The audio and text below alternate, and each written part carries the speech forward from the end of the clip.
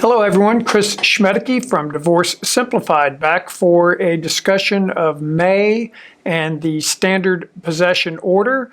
If you would like to go back and review my April standard possession order video, I made a small mistake, so we will discuss that when we review the calendar. All right, so we're going to start with the April calendar, although we are discussing May this month. But if you will recall from the last video, we had 3 Fridays in April. So we had April the 1st was the first Friday of the month. The third Friday of the month was the 15th, the second Friday of the month was the 15th.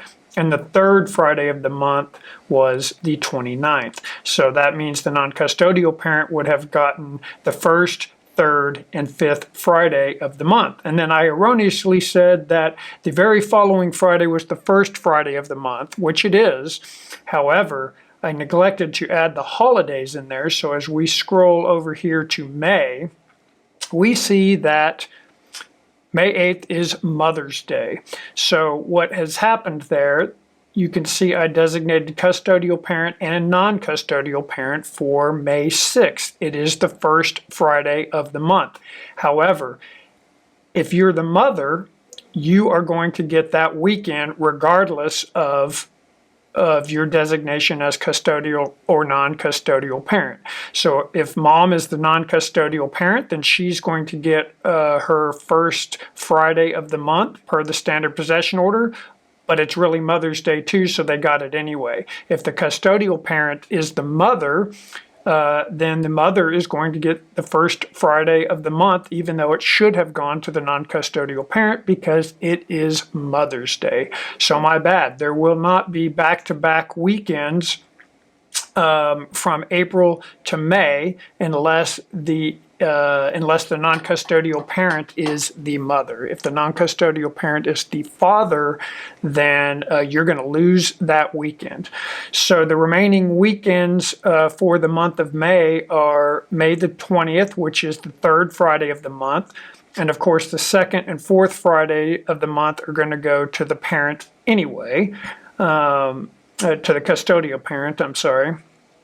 And then non-custodial, you're going to have your Thursdays throughout May. Now, we're rapidly approaching summer, so depending upon when your kids get out of school, these Thursdays could disappear, but I think most kids are going to get out at the very end of May or the beginning of June, so it probably won't affect most of you.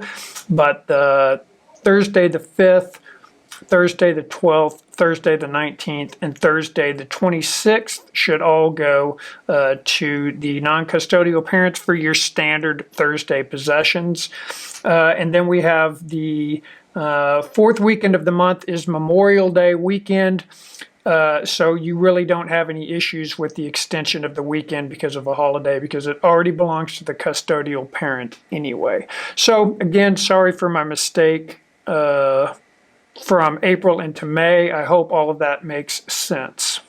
So May is a pretty standard month, probably be the end of the Thursday periods of possession because most kids will be out for June.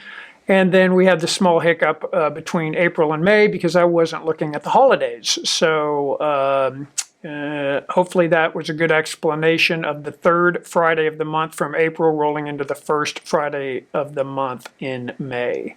I will see you next month for June, and we will begin discussing the summer.